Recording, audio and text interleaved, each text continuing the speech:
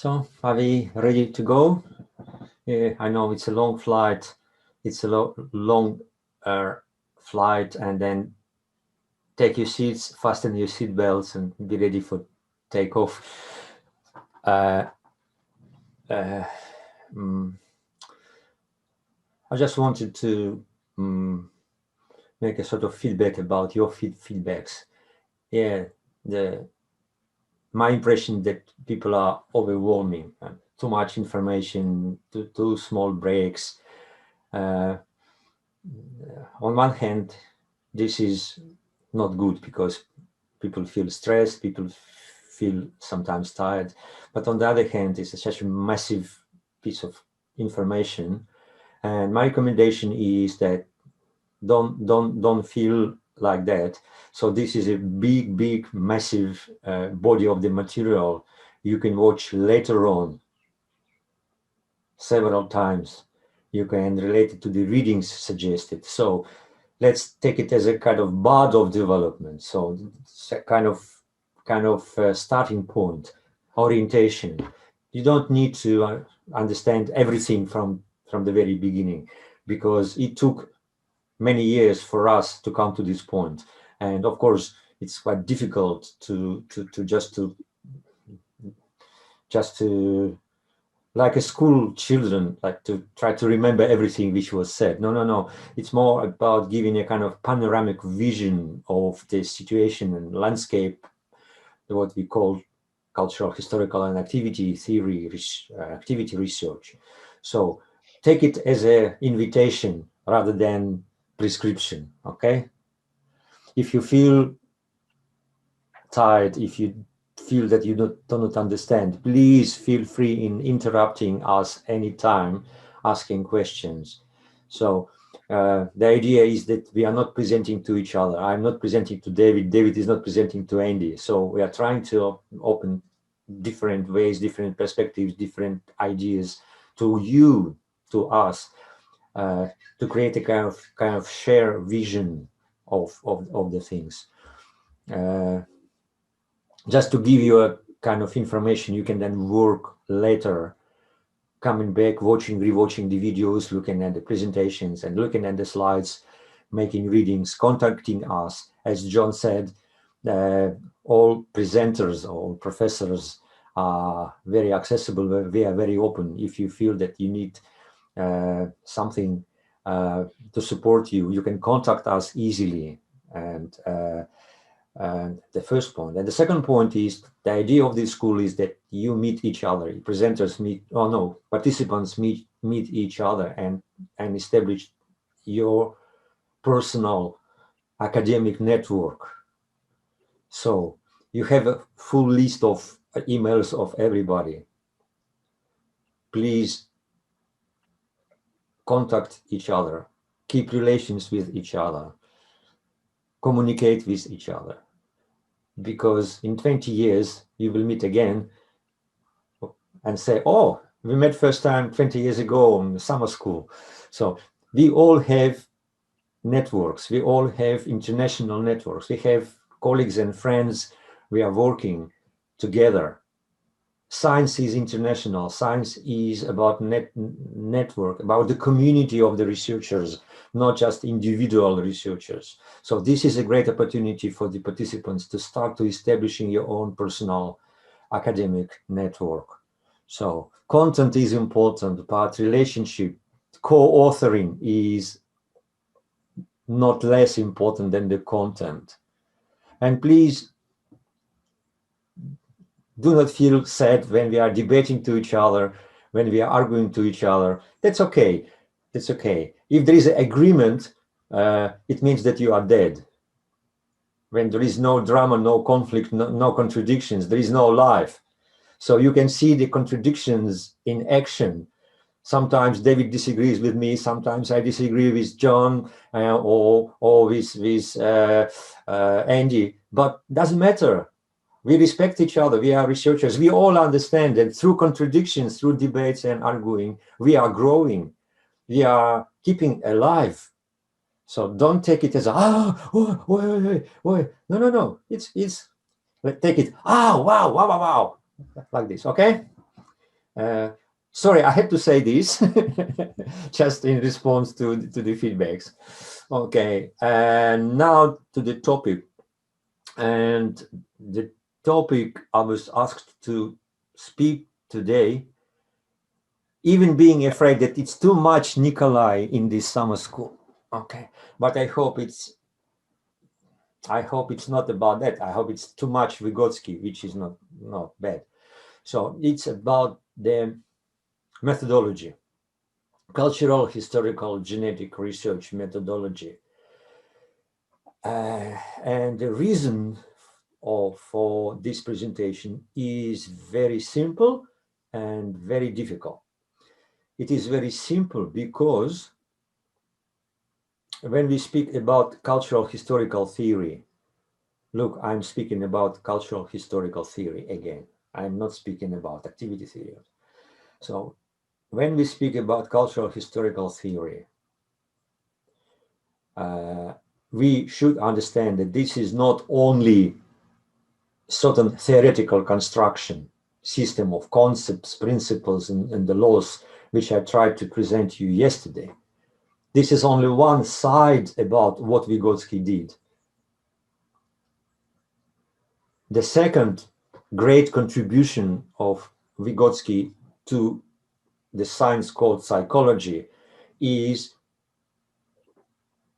methodology, new methodology or new research method he developed, he introduced, and the generations of researchers, we are still using this methodology as our research methodology. Why? Because as I tried to describe yesterday on Monday, the new subject matter of the theory, which is the process of development of higher psychological function, new subject matter, new area of research, requires a new methodology. And ZPD, for example, is one of the examples. So instead of using traditional Binet or IQ tests measuring the results, ZPD allows to measure the process of development. So, of course, ZPD is not a research methodology, but this is an example of how we can change, refocus lenses on development. So, and the point is that as a researcher, if I consciously, deliberately, and consciously use cultural historical theory as my theoretical framework, if I take this as my theoretical framework for my research project, for my PhD project, for any kind of project, so I have no other choice. I have no freedom in selecting methodology. I have to use cultural, historical, genetic research methodology as a methodological part of my research, because these things go together.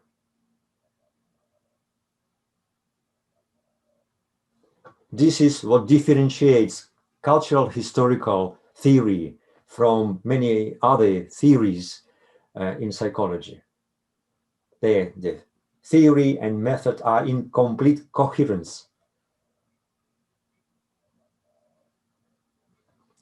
And what I'm going to present, I will show you maybe in the first part of this section, the general ideas about this method.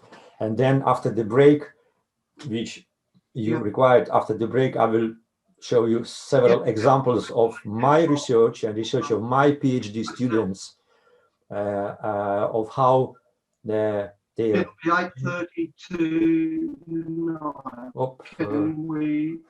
Is Lewis, something we can. That we need to. Oh, Lewis, can you mute yourself, please? Okay. So, and after the break, I will show you several examples of the concrete research projects done by my PhD students, and some of them are. Okay, some of them are not my PhD students anymore. Some of them are now my colleagues, but I think that's the idea of what I'm going to present. So, are you okay with this?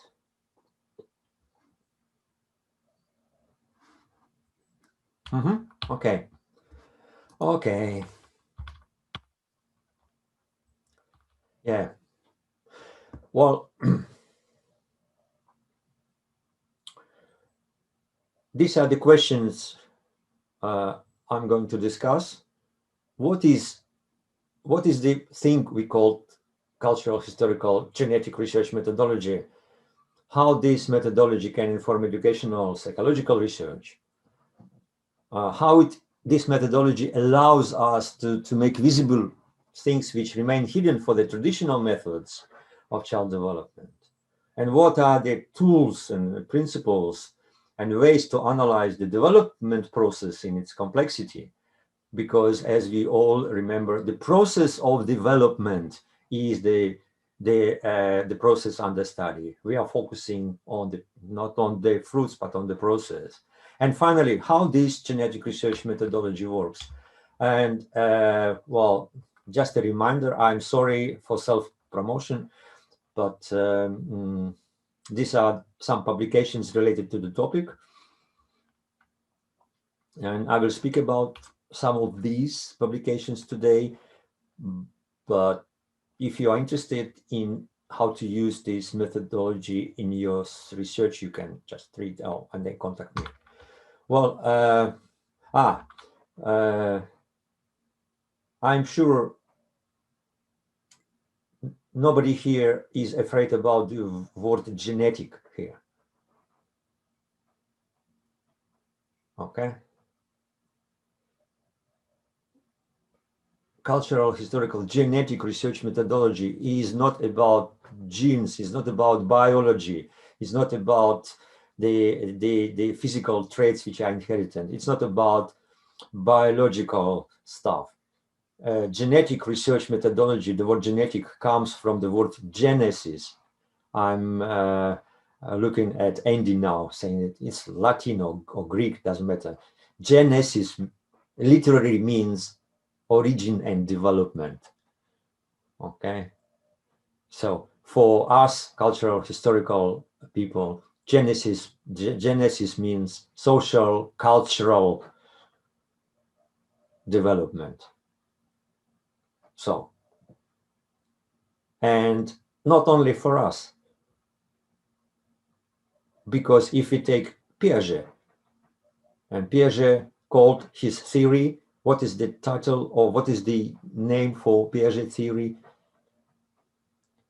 Genetical epistemology. So the word genetical is quite widely used. Okay, so but I would like to start from the traditional studies on child development. How traditional psychology or traditional studies on education, how they considered child development. I just want to show you something which might look familiar for many people, especially those who are dealing with early childhood education. Yeah, this is just from the textbook. You see, this is a kind of matrix which gives information about the important milestones in development, domains of development, and what the child should be able to do at each stage, fine motor skills, social, emotional, self-help, expressive language, and so on and so on. This is quite typical. This is a traditional, typical picture of measuring, of studying the development using the ideas of milestones, stages, and ages, and all these things, which is very important for practical workers. And I'm not criticizing this. I'm just showing you this is one of the ways of looking at what development actually is. And this is from another textbook, very nice picture. And what is written here really makes me very sad. So that growth refers to increase in physical size of the whole body. And this is a quantitative change. But development refers to progressive increase in skill and capacity of function. And this is a qualitative change. I just want to stop myself interrupt. What do you think about this? What do you think about this lovely division between quantitative characteristics and qualitative characteristics? Would you agree or disagree? And does it look confusing, or you're completely okay with that? Any ideas?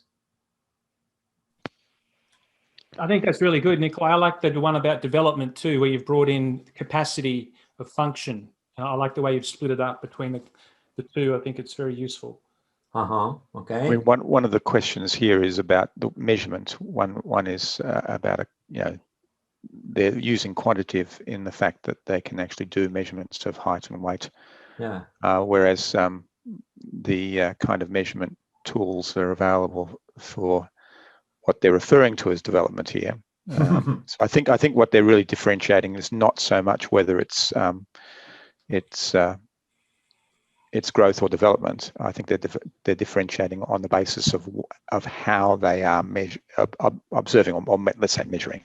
Because I think an observation is a measurement. Yeah. Okay. Any other ideas? My favorite part. Oh, sorry, Valerie, you go. No, I was going to say you go. My favorite part is I can almost see people chopping the child into the pieces. I'm going to study this piece of the child or that piece of the child. Yeah. And my comment was, I think the whole discourse is unfortunate, because what about developmental growth? Yeah.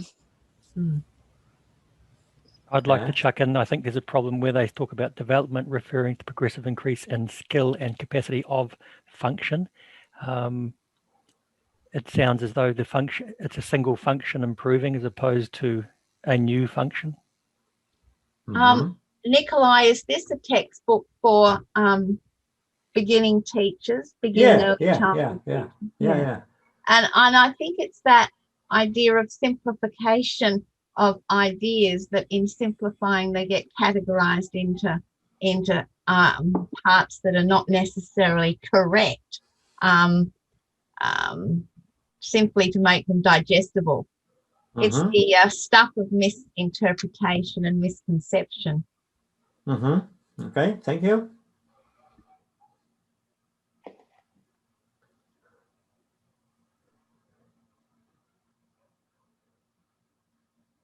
Okay, no more comments? Can I ask a question? No. I'm sorry, but it seems to me in 4 years, according to the graphic, the child is staying in his own foot. It seems that too late. Staying up. Thank you, David. It's too late. Yeah. Okay. But yeah. 4 years. That's an observation. Just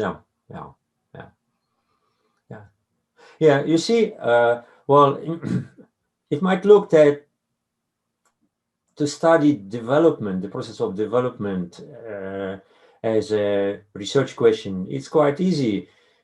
You're just using two types of measures. First is quantitative. You are just measuring grams, kilograms, and kilometers, and so on. And the second is you can measure through observation, but I still have no idea what does it mean to measure through observations. How can I measure through observations? But it doesn't matter. So it means that it's quite clear and quite easy to follow, quite easy to understand model which dominates because it's easy. So, but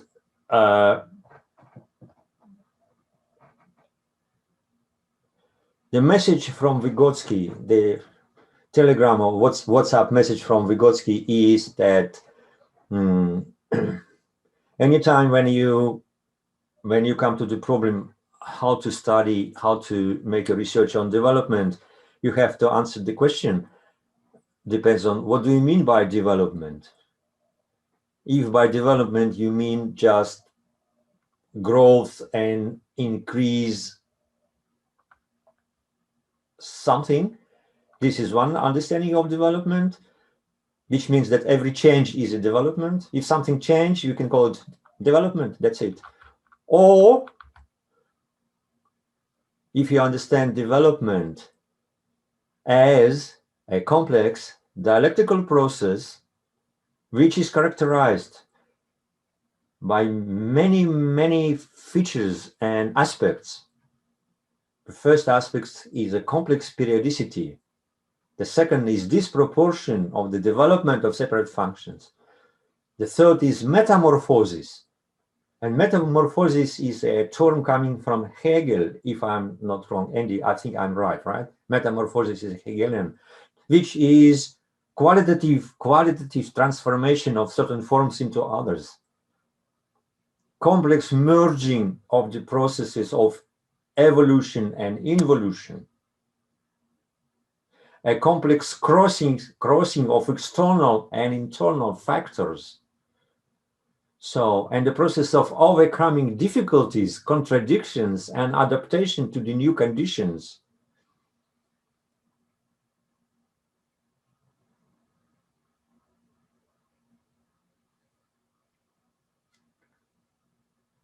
If we understand development dialectically, which means this way, it becomes obvious that such kind of things, reducing development only to change in child's body or change in child's functioning is not the approach which might fit these characteristics.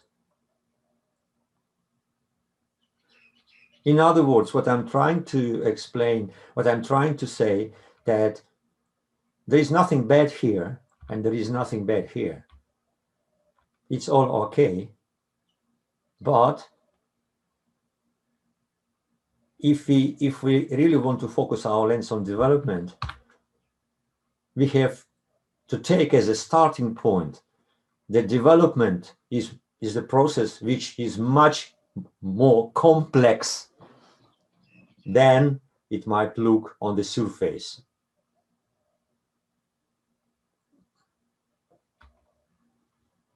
So the analysis of development should take into consideration the dialectical character, the dialectical nature of development in general, and dialectical nature and dialectical character of the child development in particular.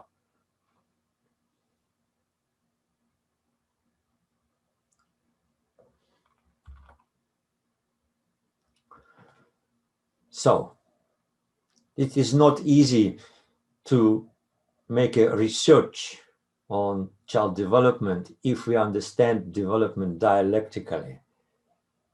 It is not easy just measuring kilograms and measuring through observations. Not enough. How then? Nikolai, could I jump in and ask you to expand on your use of the word dialectically here? And it is possible you're about to do that, because I think this is one of my tick lists. What do you mean by dialectic development? Well, it's not about what I mean. This is a quotation from Vygotsky. Indeed. Point. Yeah. So it's from volume 4. Mm-hmm. Might be a difference between what I mean by dialectics and what Vygotsky mean by dialectics, but just to make it very short. So the dialectics is the method, the general method of thinking which comes from Hegel. it's associated with, of course, dialectics has a prehistory before Hegel. Dialectic originated in ancient Greece in different forms, but the culmination of the dialectics as a philosophical method comes from Hegel. It's absolutely impossible to explain dialectics in two words, but there are two ideas of dialectics. First idea is that the idea of contradiction. So the contradiction as a moving force of development. When there is no contradiction, there is a car without the engine. Okay, you have a luxury car, but there is no engine in the car. You can only look at the car, and that's it. So contradiction, but contradiction is not like a formal contradiction. There are two contradicting processes coming at the same time, and the two contradicting processes create a kind of moving force for development. This is the first idea of dialectic. Andy, sorry, I have to simplify, oversimplify it. So, and the second point, important point for dialectics is that development, dialectical understanding on development includes that not the transformation, but metamorphosis, just a qualitative change of something. For example, okay, coming back to my example, the bud, the flower, the fruit. So the bud becomes the flower. This is an absolutely qualitative change. Is it still a bud? Somehow yes, but it is not, because it's a flower. Again, when the flower is changed into the fruit, we might say it is a new quality, it's a fruit, but this is a fruit which comes from the bud. So there are qualitatives. That's what that's what Hegel and Vygotsky called metamorphosis, which is not the same as transformation, because transformation is just a transformation of the existing parts of something. Darcy, do you remember the movie called Transformers? Yes, indeed. Transformers. Everybody knows Transformers. Why Transformers? Because they are Transformers. There are characters. But why they are Transformers? Because they can transform the same parts of the system into the kind of robot, and then back to the car, right? So, yeah, am I right, Darcy? Yes, yes. So, but look, this is just a mechanical transformation. It's only changes the form, in the form of the car, or the same in the form of the robot. That's why transformation, changing the form, but the same parts, the same particles, the same components. But Hegelian metamorphosis, reorganization, means that there are new parts appear in the system, new parts, new organs which did not exist before, and therefore the system changes. Okay. Very good. So these are two aspects of dialectics of development, and in child development, we also have to find the contradictions, coexisting processes in child development, and how at certain time child's mind, psychological functions are coming through the process of reorganization, how new functions appear which did not exist before. This is what the dialectics of development is. Okay. Fantastic. My original thinking about thesis, antithesis, and synthesis was lacking, in the sense I had not fully appreciated the difference between transformation and synthesis. So transformation and metamorphosis, and in particular in overcoming a new problem. So there's a fundamental reorganization. Thank you very much. That's very good. Thank you. Yeah, and just to finish this, and I know we have a Hegelian expert among us, Andy, and I'm always feel little bit afraid touching this territory. But what I want to say is that in Hegel's philosophy, one of the ideas is that there are two types of systems exist. Two types of system. The first type of system can be labeled very generally as a sort of mechanical systems. They are just combination of several parts, like an engine in your car. Okay, look at your car, the engine. So they are interacting parts of your engine. They are connected with the wheels and your car moves. So this is an example of mechanical system, when all parts are related to other parts and in a very mechanical way. So, and you can improve your car, you can make a tuning of your car, but it will be still the same car.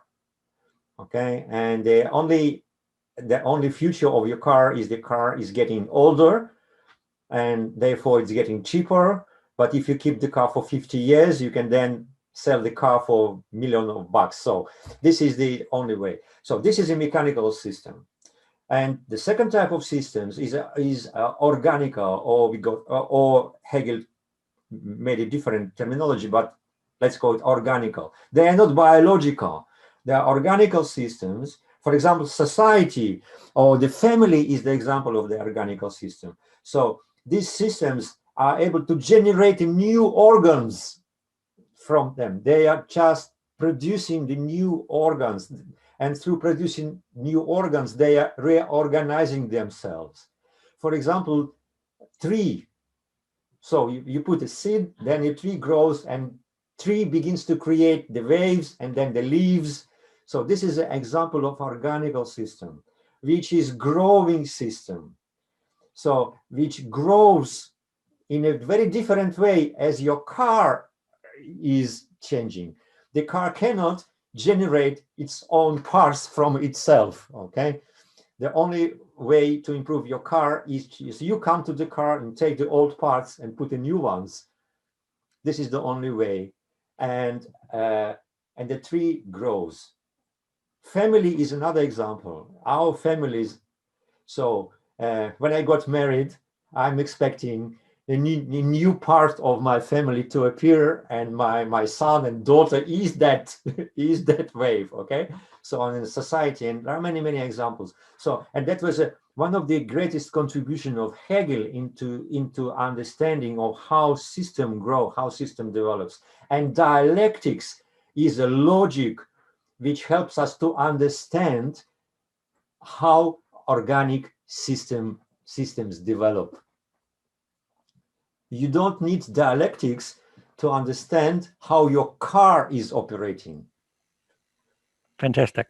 Thank you very much. But you definitely need a dialectical logic to understand the laws, the universal laws of development of every organic system, being it to the tree, your body, because this is also an example, or your family, or the society. And now I have to ask you, what do you think child's mind, child's consciousness, is this a mechanic system or organical system? Organic. Yep, absolutely. That's why Vygotsky says that we have to completely change our method of analysis of the process of development of the child, because this is a completely organical system. That's why it is a complex dialectical process, which includes periodicity, disproportion, metamorphosis, evolution, involution, merging of things, overcoming difficulties, which means overcoming contradictions, and adapting to the new conditions. So yeah, I apologize, Andy. I had to be very narrow, because it takes a lot of time to get into the dialectics, and well, sorry for simplification of that. Okay, so can I continue, or we are having a break now?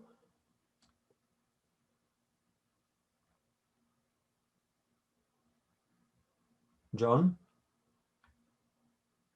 It always helps if I turn my microphone on, doesn't it? We started a little bit late, so I think we'll go on for a little while and then break, perhaps in about 15 minutes. Okay. Okay, perfect. So, how can we apply this to us? Because we are researchers, we need some, how to say, we need some practical research tools to be able to disclose these aspects. And that was the task Vygotsky said, that this, he said in several different works of Vygotsky, we can find he repeatedly, systematically repeating the same thing. This thing is that psychology needs to find a new method how to apply dialectics. We have to find the ways how to apply the dialectical method to psychology. So psychology needs a dialectical method. So you can find it in several Vygotsky's works. That was one of his tasks, the challenges he experienced.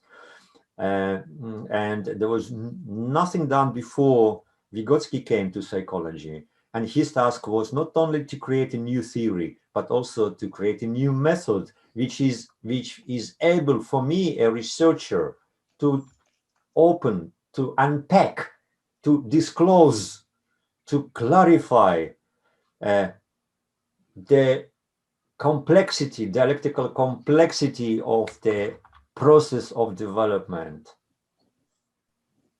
coming from registration of empirical manifestations to the analysis of the hidden logic which generates these phenomena, from descriptive methods to analytical, from the questions how it looks, to the question why it looks this way, why it does not look that way.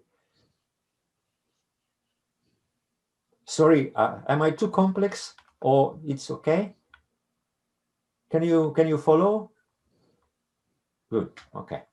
That was a challenge for Vygotsky, and together at the same time with creating cultural historical theory, because cultural historical theory was not just invented in one day.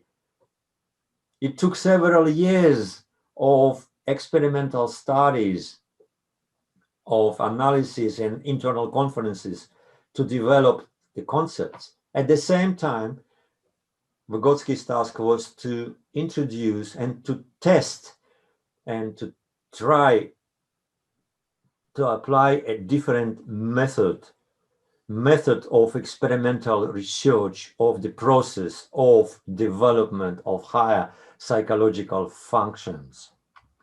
And this is the second contribution of Vygotsky to the science psychology, which should not be forgotten. So, and this is what was the task, and the answer to this challenge is what I identify as genetic research methodology, where genetic means not biological inheritance, but cultural, social genesis. And why it is genetic research? Because as a genetic research, it gives me as a researcher a very strong and powerful tools to organize the experimental settings and the tools to analyze the data I obtain. And this is genetic research methodology, because it shows that the theoretical tools of analysis, concepts, and methods, principles of setting and conducting of experiment are related to each other. So this is methodology, not in the sense of America, when methodology is just a number of techniques or concrete methods you are using. Here, methodology is the unity of experimental tools and theoretical tools, because theoretical tools are concepts, but the concepts are not just general ideas. Concepts are the tools we use to analyze the data we obtain. On the other hand, there are experimental tools, and I will discuss these tools today, which helps me to set up the settings, to conduct the experiment, to collect the data, and then to analyze the data. So I want to show the unity. And if the researcher only takes some concepts from Vygotsky and use separately, and the research is done absolutely in classical traditional way, this might be okay, great, but it just takes one part from the Lexus and trying to incorporate this to your old Ford, which will look very nice, but we will not make Ford even better. So that's my idea. Okay, and again, Vygotsky. This is from volume 4, and somebody is reading volume 4 at the moment? Good. And it's volume 4, chapter 2.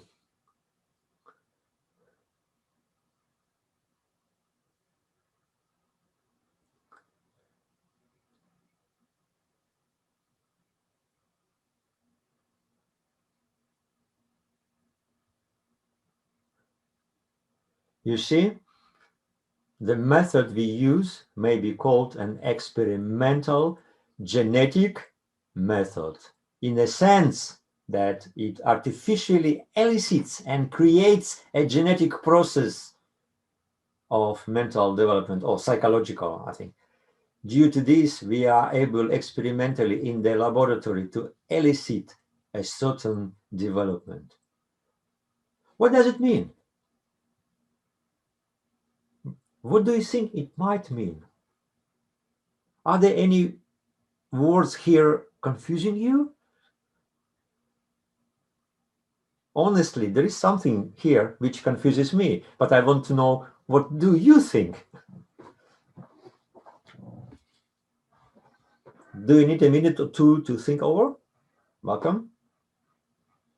Megan, look, I'm with you.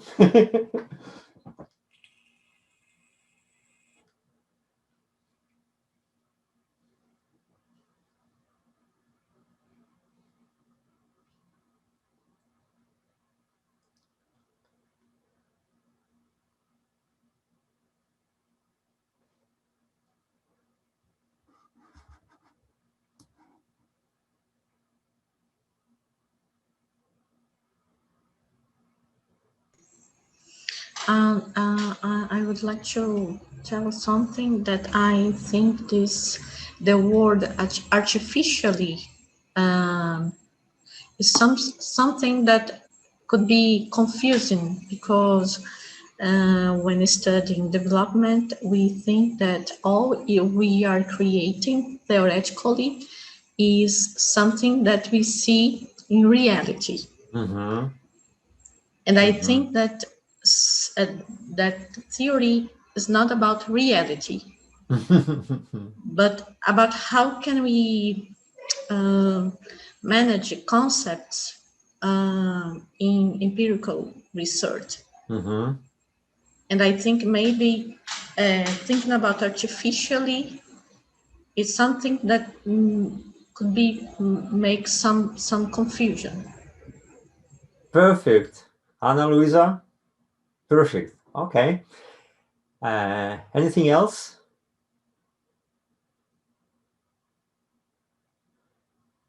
Okay. Now communicate with your brain.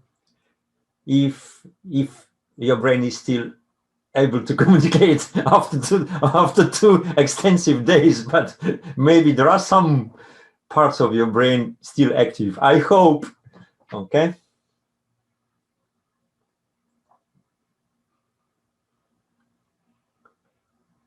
No more comments?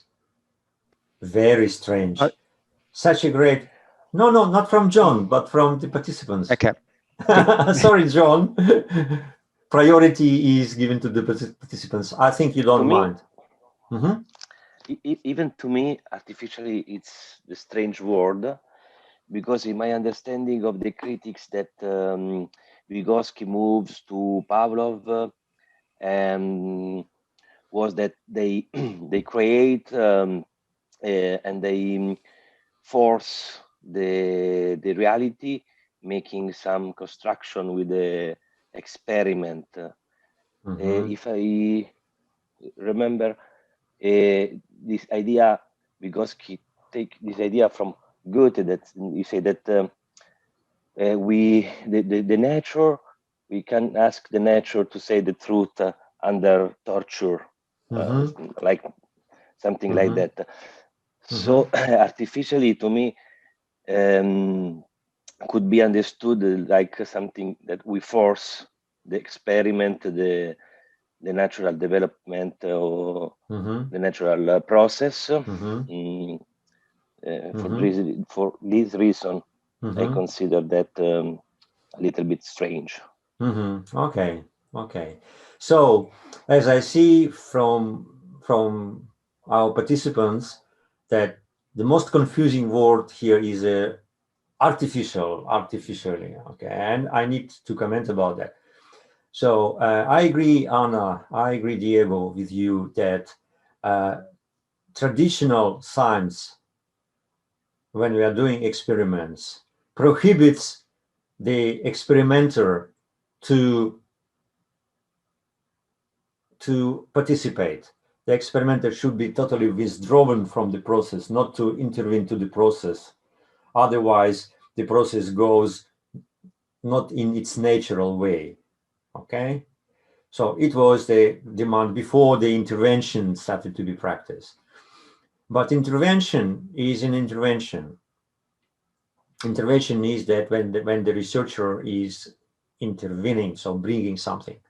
So this is the point. For Vygotsky, that was an extremely important point, that experimenter should artificially, specially create certain situations for the child when the child begins to act in certain way.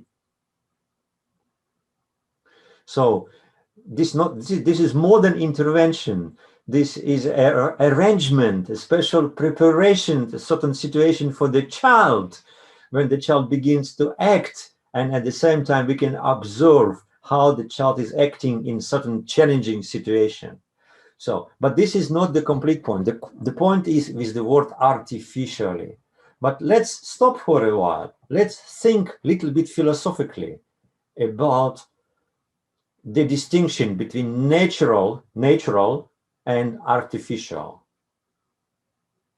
What's the difference between something is natural and something is artificial? What is the criteria we distinguish natural processes from artificial processes, or natural conditions and artificial conditions? Let's think collectively about this, because we quite commonly use the word natural, child's natural settings, natural settings of the child, or artificial intelligence, or stuff like this. But what is the criteria we distinguish natural processes and artificial processes? Any ideas? Ask your... maybe... Oh, yeah. I'm sorry. Am I on? Yeah. Okay. For me, the problem with this paragraph and what you have raised lies in the first part of it. It's this before our eyes. I think there's a time factor, And when you try to do something in an artificial environment, you are changing the dynamics of time. Mm-hmm. Mm-hmm. And I don't think it's legitimate. No. You can infer something from it, but it's just a snapshot. It's not necessarily what is. Mm-hmm. Mm-hmm. Mm-hmm. Very, very good point. Thank you, Luz. Okay. Who wanted to say more? Isabella? Was it you? Yeah, I was going to say that maybe we can relate artificial to something that like is not made or is not from nature, but made by man. And sometimes I don't know if in English and other languages there is something like this, but in Portuguese sometimes this can have like a bad meaning, like something artificial could be something not so good. Yeah, but then I don't know if in English there is this sense. Okay. But when we read this, we have to like try to forget this. Yes, connotation. Yeah. Isabella, can I ask you something? Yes. What Brazilians think about artificial intelligence? Is it bad? No. But like, if I don't know, if you say that someone is like doing something, I don't know, that is artificial. Yeah, artificial, yeah. I don't know. So this is not natural, which is abnormal somehow, yeah? Okay, this is very, very interesting to know. I didn't know about that. So, okay. Anybody else want to jump into discussion? I think it's kind of complicated because in this sense, you're talking about separating this person or group of people from the context that they would normally exist in and putting them into a different kind of context that you're constructing. So it's to do with, I guess, how much intervention you have. But to an extent, all research is intervention. Even if you just sit and observe in a class, you are changing what happens because you're there. So I guess it's about how much you intervene to change what exists in that situation. Okay. Okay. So now my next question is, if we take culture in a general sense, culture, not in a national or ethnical, culture itself as a human production, is culture, literature, art, theater, architecture, is it natural or is it artificial?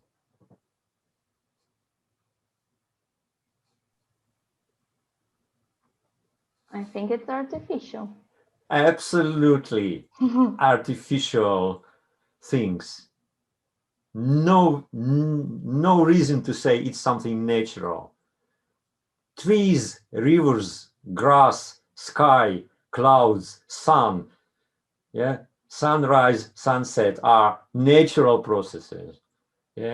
But theater, drama, Shakespeare, Hamlet, when we pay a lot of money to go to see the Hamlet, so this is absolutely artificial because the theater was built by humans.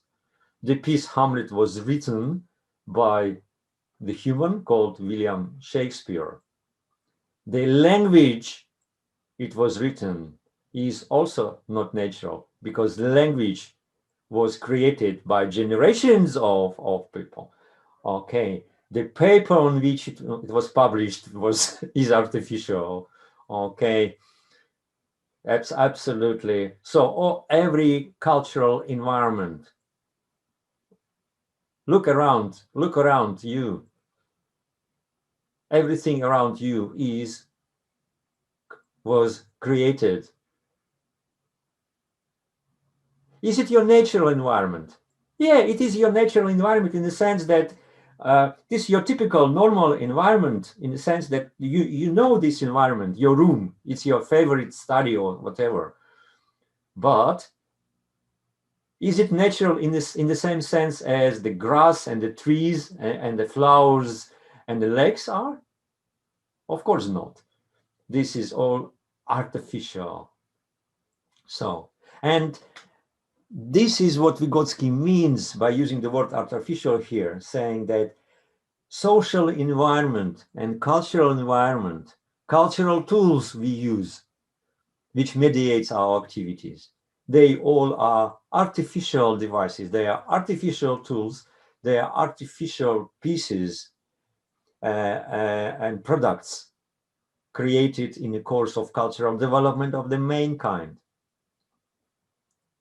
And all higher psychological functions, therefore, they are also artificial. They are not the results of our natural development. They are internalized social relations, as you know.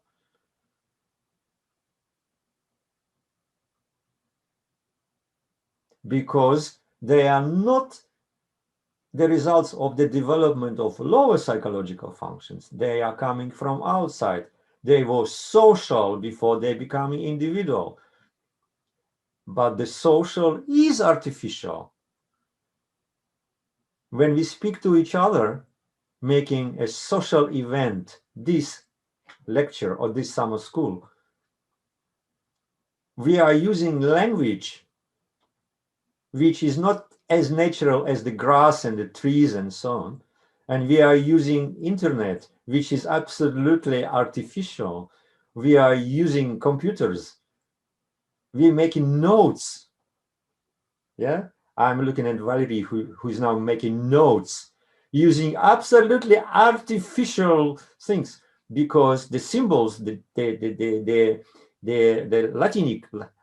Latin alphabet, I'm using Cyrillics, is artificial because it was not appeared as a part of the nature from grass, trees, clouds, sunshine. Yes, it is a product of the human history, of the cultural history of the humanity.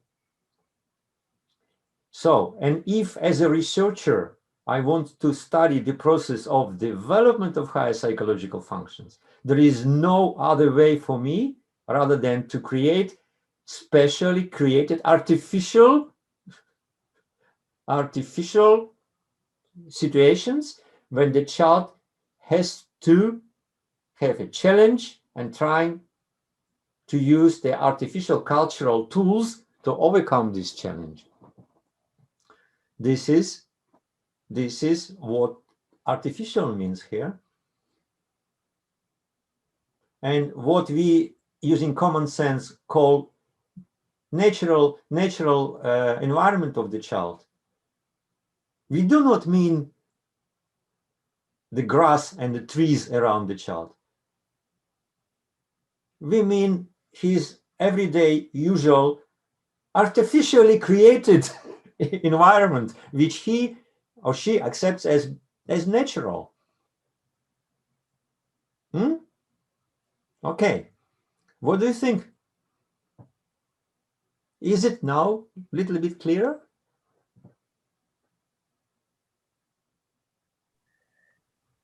No, not so much, because Not so.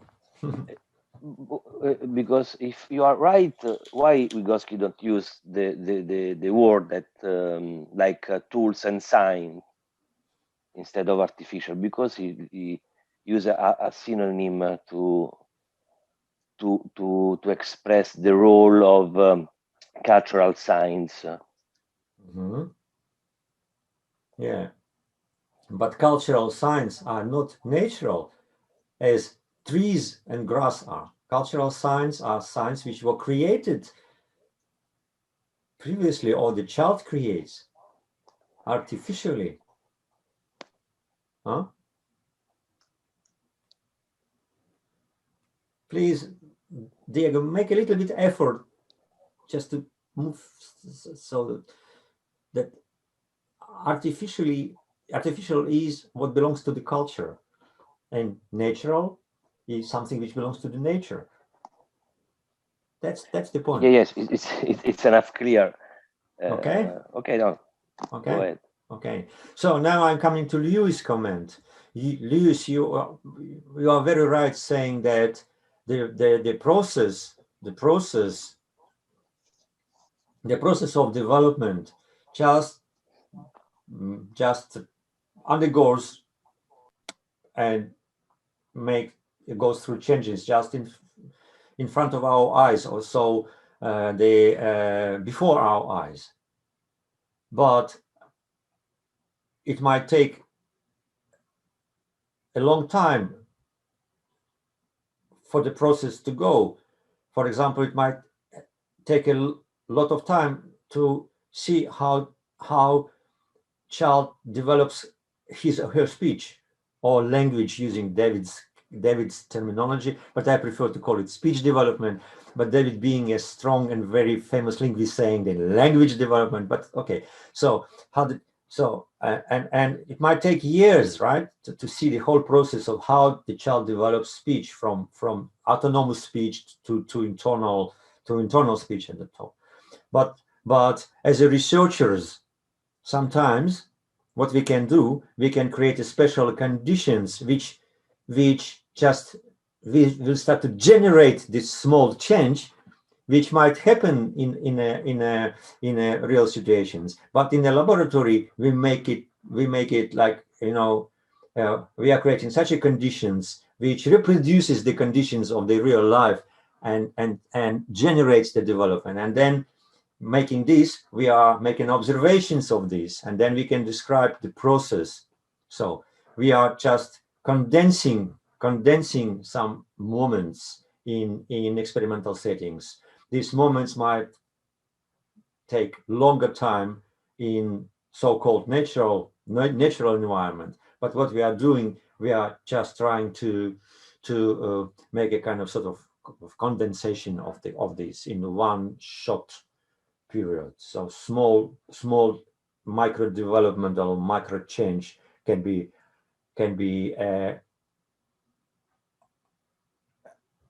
we are not sitting and waiting when the change will happen.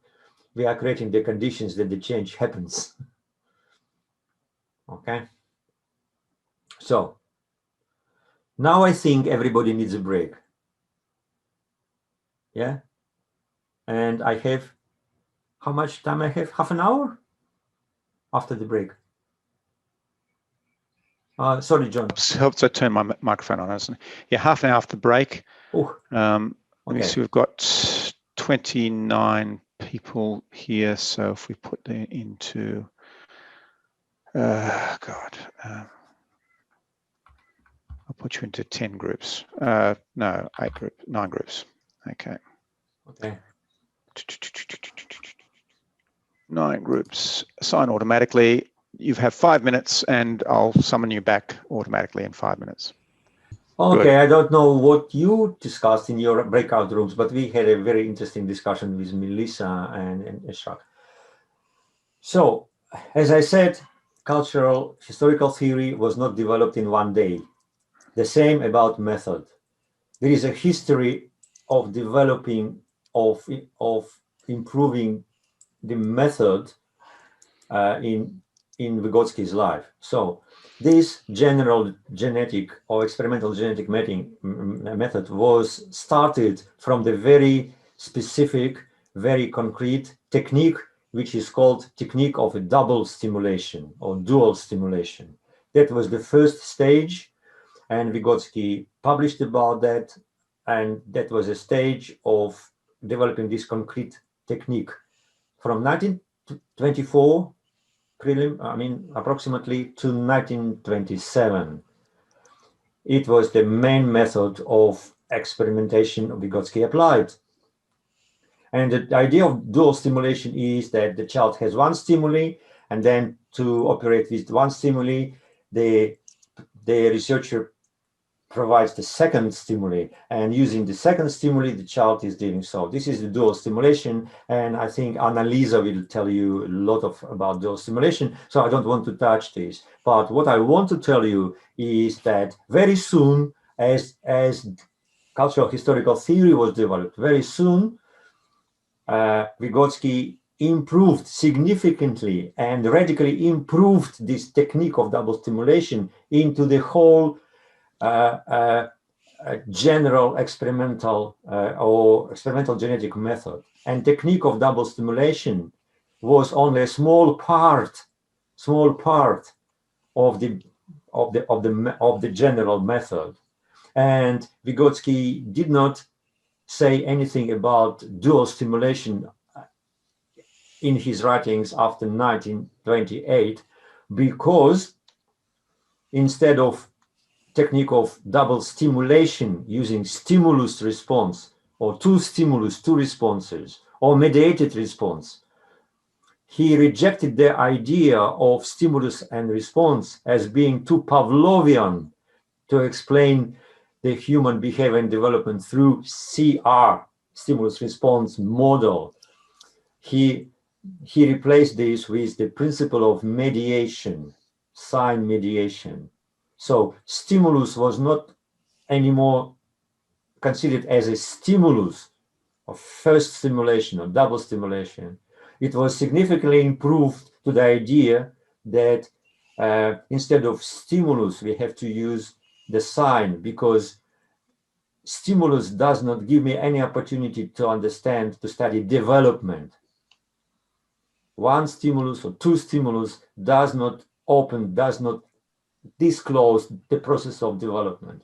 But the transition of the child from non-using sign to using sign as a tool gives me opportunity to see development as a process. So therefore, the sign was not anymore seen as external stimulus or second stimulus, the principle of signalization, but related to the activity which distinguish humans from animals. Vygotsky says, what distinguishes humans and animals is the activity of signification, that is creation and use of signs, cultural signs. So there was an evolution in Vygotsky's vision of the role of stimuli, from very simple and very Pavlovian idea of dual stimulation at the beginning to the idea of this principle of signification, when the humans are using or creating a signs which then become their internal tools, and stimuli first or second never is to be able to become a tool. So it was an evolution. The same as theoretical evolution, it was a methodological evolution. Okay.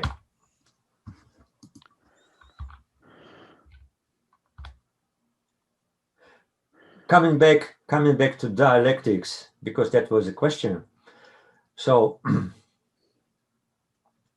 sorry, Nikolai, I think you forgot to share the PowerPoint. I don't know if. Huh? Sorry? You forgot. Yeah, sorry. Oh, yeah. I'm just looking at my PowerPoint. So it's an help for me for the language. Okay. Thank you. So that's the PowerPoint I was speaking of. It was started as a very concrete technique of double stimulation, and then it was developed, incorporated as a general experimental genetical method. And since the principle of mediation appeared,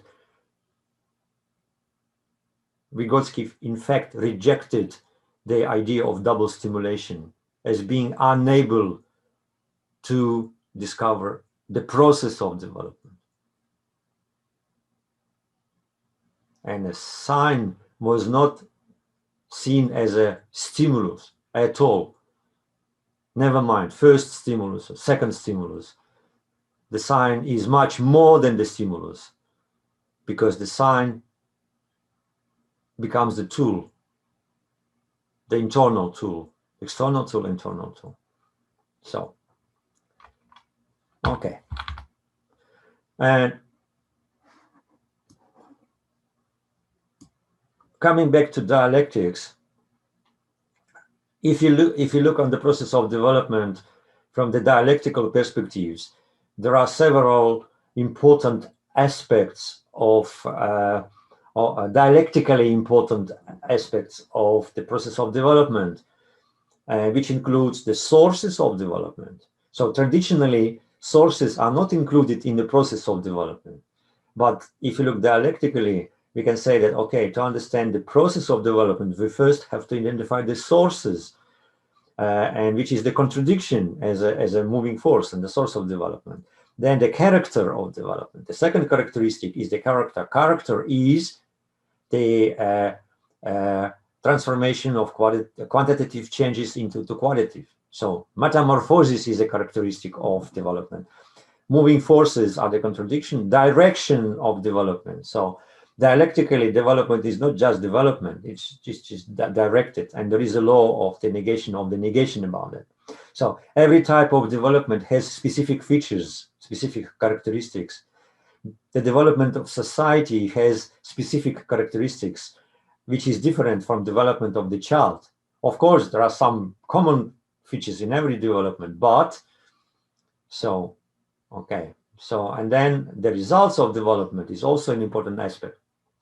So, and I speak about this very briefly because it's too complex and too theoretical, but the point here on this slide is that dialectical understanding of development means that we have to focus our research on one of these features, on the sources or the character or moving forces on direction also. It helps me to orient. And there are two sides, cultural historical theory as a system of tools, theoretical tools, and experimental genetic method as a system of experimental tools, instruments. And all this together creates what we call genetic research methodology. So methodology is not here on the right side. Methodology is what unifies theoretical tools and experimental tools in one big methodology. So now time to show you some examples how the method works. This is the example from the book, and I highly recommend to read. I think it's free.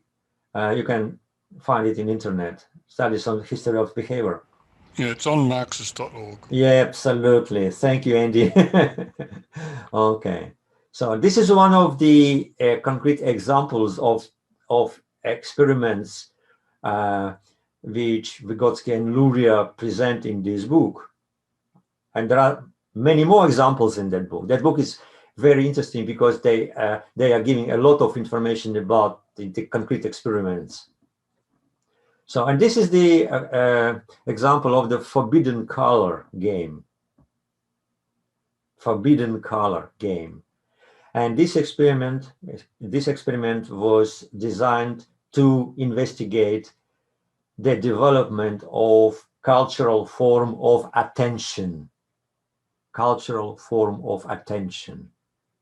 When at first the child does not have cultural form of attention, which means that the child cannot control his attention, cannot distribute his attention, because his attention is very limited, it's very natural, lower, higher psychological functions. And how the cultural form of attention appears. Forbidden colors game. Okay, series A, the child is given a row of colors, and experimenter suggests to play the game with the child. And children are always happy to play the game. Said, okay, the game is this. I'm asking you questions, you give me answers. Then you ask me questions, I give you answers. Okay. And the questions are like, what color snow is, what color the sky is, what color the grass is, what color. So, and they are asking questions to each other, but there is a condition. There are two forbidden colors. If you say forbidden color, you lost the game. Okay. So, and forbidden colors are white and black. And they play. Child asks question, the experimental responses, and backwards. And child always lose the game. Every time child named the forbidden color.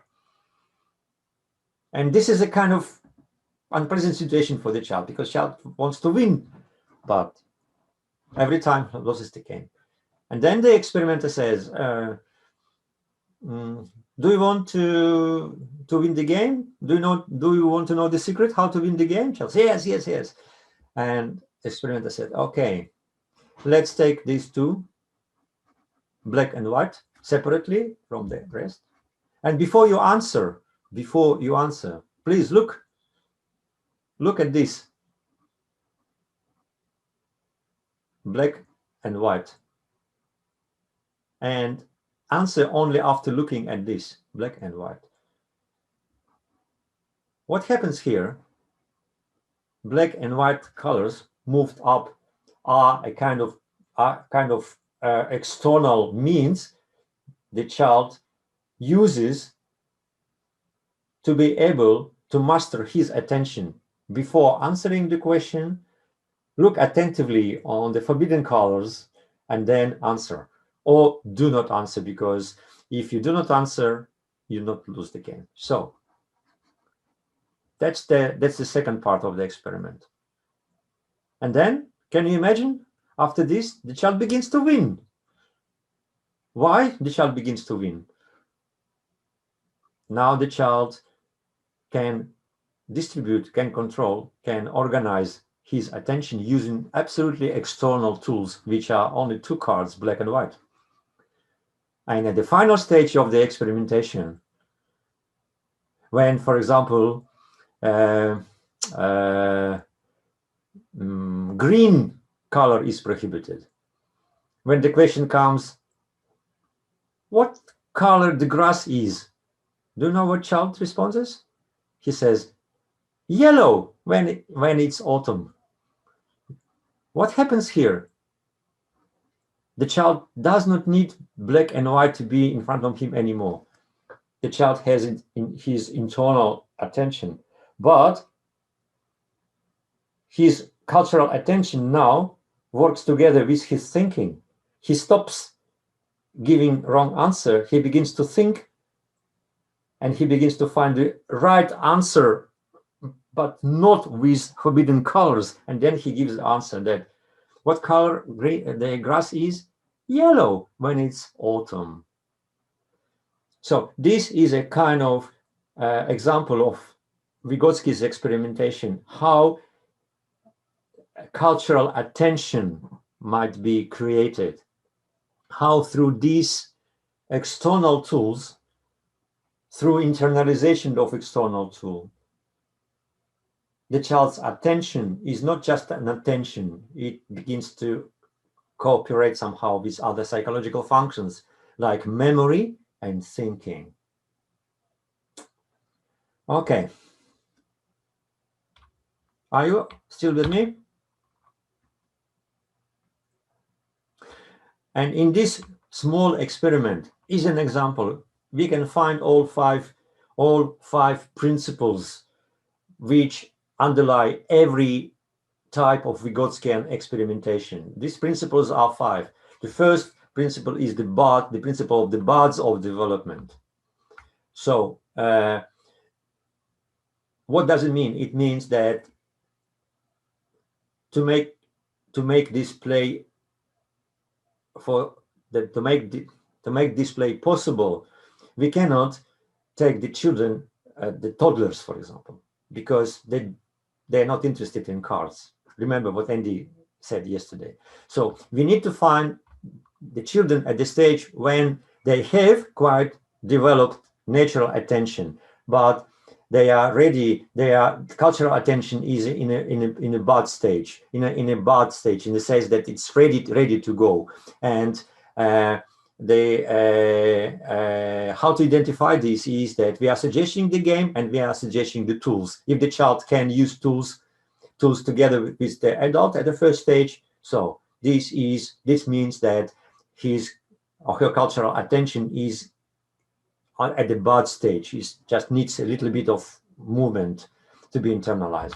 So the principle of drama is the second one. So this game is a game, but there is a dramatic moment in this game, because what is the dramatic moment? The dramatic moment is when the child cannot win the game. He's losing the game all the time. He loses the game. And the winner is always an adult, and the child personally experiences this as a kind of dramatic situation.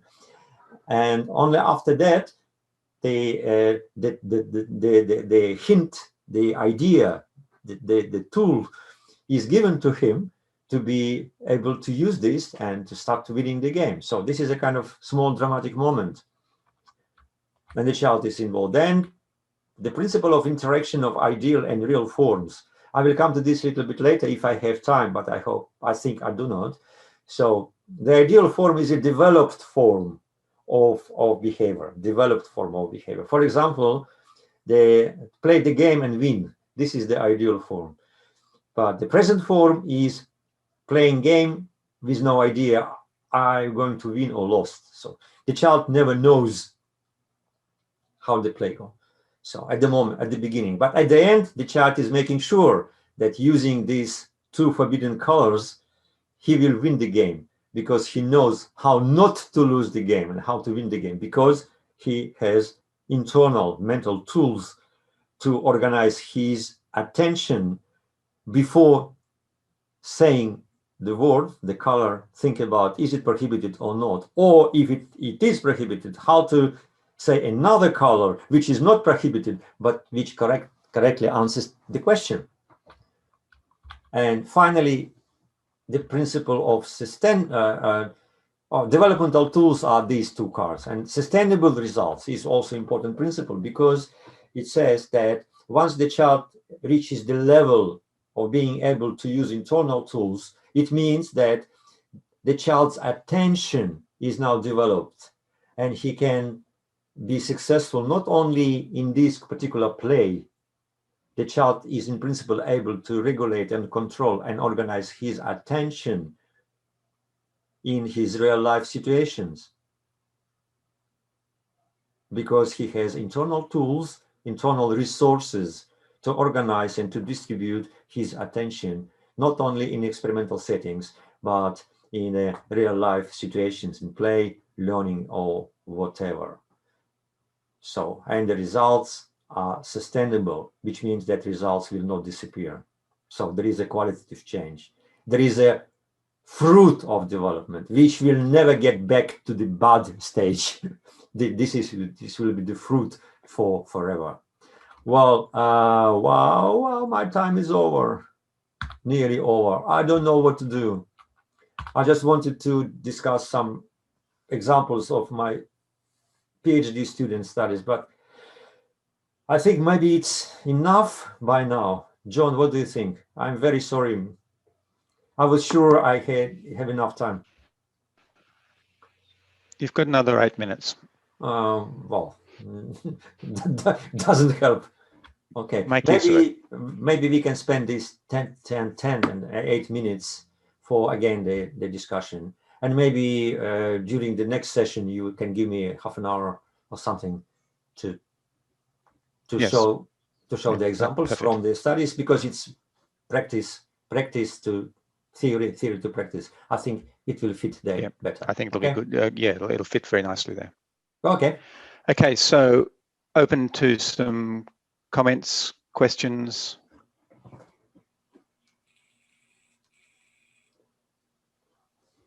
Oh, chat is full of.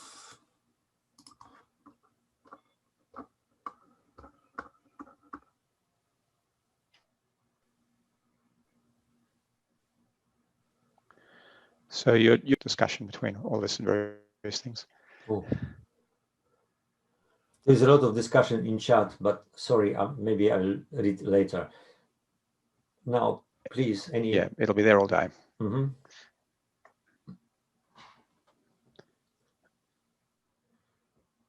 Nothing to say? Oh. I can guarantee you at least half of everybody else here, including me, will have it. what about people bring up some of the things that they discussed in their 5 or 6 minutes, or a question, or That's a good a idea. learning?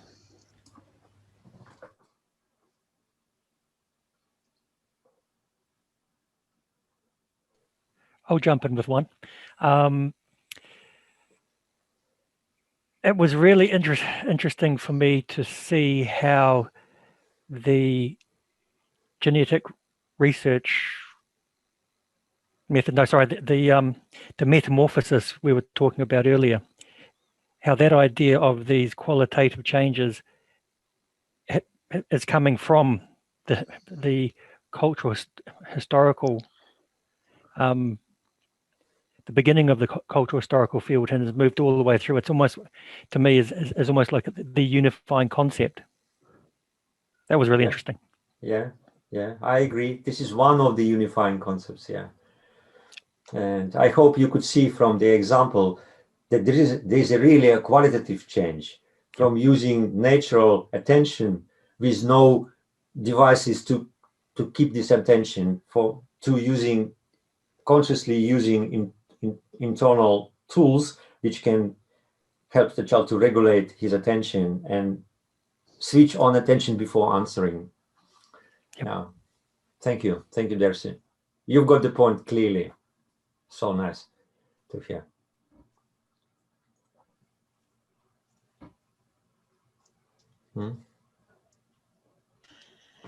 Can I maybe ask about the card game, which I hadn't read that example before, so thank you for sharing. When you said that none of the children got this, got it, and they all lost, that intrigued me because there's such diversity amongst children. Were there no gifted children, or children with competence in problem solving, or different kinds of thinking in the sample? Yeah. But Valerie, I just use this as an example for the typical children. The way how the experiment is organized, just to show you that there are some requirements for specially created conditions, because these all are specially created conditions, because the forbidden game, colors game, is a special created condition. The cards are specially created. So, and this just to show the illustration, how the experiment was done in order to identify the process of development, of transition of the child from non-cultural forms of attention to cultural forms of attention in specially created conditions. Of course, all children go this process from involuntary social attention to voluntary attention in real life. But this is a kind of condensation. It's like in chemistry. In chemistry, the chemical processes are going all the time, everywhere. But researchers in chemistry, they take these pieces, bring to the laboratory, and make a kind of conditions when the reaction happens. Why? To study the mechanisms of this reaction in especially created laboratory conditions. The mechanism is the same everywhere, but in the laboratory, what you can do, you can just create a condition, you can generate this reaction, and then you can reproduce this reaction so many times with so many elements, if we want, to find the regularity in all these things.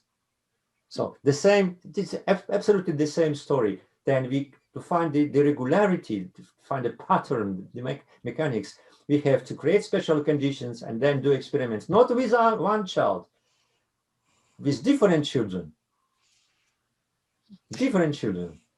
Thank you. We can take 100 children and play the game with them. But you will see that in every child, the process of transition from natural attention to the cultural attention is the same. That was the idea of Vygotsky, how to make a research on this process of reorganization,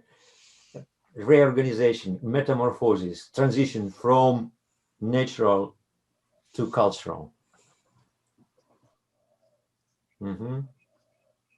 But of course, if your task is to look how different children might be involved, this is a different research question. and you have to rearrange this experiment in such a way that it will give you information about how the different kinds of environments might affect the child's forbidden colors game, and why different children are playing this game differently. Or you can make a comparison about gifted children, how they play the game, and non-gifted. I'm not sure there are any non-gifted children, but however. So you see, it gives you a lot of opportunities to modify this general idea into, depending on your research questions. But don't forget, for Vygotsky, that idea of that experiment was to discover the patterns, to discover the regularities, to discover the laws of the transition from natural forms of behavior into the cultural forms of behavior. Our task is not to discover these regularities. Our task, because they are already discovered, our task is to look at how they work in different situations, in different cultural backgrounds, with different children, might be children with special needs, for example. Okay, what are the specific ways of transforming, of transition from natural to cultural with children with special needs? Maybe we need different tools. Maybe they are limited in these tools, but we can replace the tools with the others. You see, so this is the kind of field of research, depending on the research question. But what I'm speaking is that the organization of the experiment looks always like this. First, we are creating some conditions, and then we are together with the children, because this is more than intervention. Yeah, it's a participation. At the first, we are participating together. Yeah, and then the child is able to solve the tasks alone. Okay. Thank you. Yeah. Sorry, it was a very long answer, but I just wanted to clarify the point.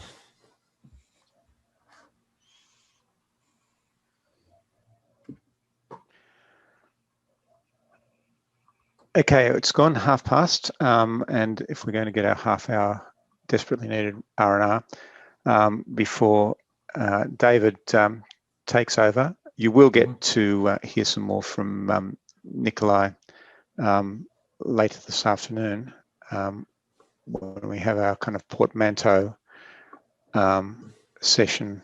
So that will be at 3:30. So you're not going to completely do without your Nikolai fix. But I'll let you get away and get a bit of break. And at 1 p.m. we'll be back for David. Hi, Nikolai. Just before you go, look, thank you for informing me that Vygotsky stopped using the term stimulus after 1928. I hadn't picked that up. But I know in something I wrote recently, I kind of apologize for drawing the arrows in the wrong direction, coming from the subject to the object, whereas stimulus implies that it should go from the object to the subject. So that's interesting for me. Just the other thing to mention to you, and not to try and bite into too much of this needed No problem. I don't know if you're aware, but in the very substantial introduction to Hegel's encyclopedia, it's about 60 pages. The theme that he writes on, which makes the foundation for his entire system, is the principle that the relation between the subject and the object is not immediate, it's not mediated, it is both mediated and immediate. And he criticizes various figures in the history of philosophy for claiming either that knowledge, relation between the subject and object is only mediated, or it's immediate. He says no, that this either or thing is a big mistake. It is both immediate and mediated. That's so important because Hegel doesn't see culture as a barrier between human beings and nature, but in fact, it makes the connection. The bridge, not the wall, but the bridge. So you perceive both the object and the sign, and it's the two together that is the characteristic of cultural psychological activity. Yeah. I just want to respond to your response is that, he didn't even stop using the word stimulus response. He wrote in many places, I can send you the quotations, and he was very critical to applying any stimulus response model to understand the development. He was saying that Pavlov-based stimulus response model is not adequate at all. And therefore, so he doesn't deny stimulus, but doesn't make it the foundation of his model, of course, which Pavlov does. Of course, on physiological level, stimulus exists, a stimulus response. If you touch something hot, even without knowing Pavlov, you react. But he denied. He said that it does not explain the development. It does not. It is not. It is not a matrix. It's not a method of explaining the development. Because once he focused his lens on development, he rejected stimulus response model at all. It explains quite well the actions, but it doesn't explain the transition from. I've held us all up from lunch. I'm getting hungry myself. I'll let you go, Nikolai. Thank you for that quick exchange. Thank you, Andy, for supporting me. It was very important.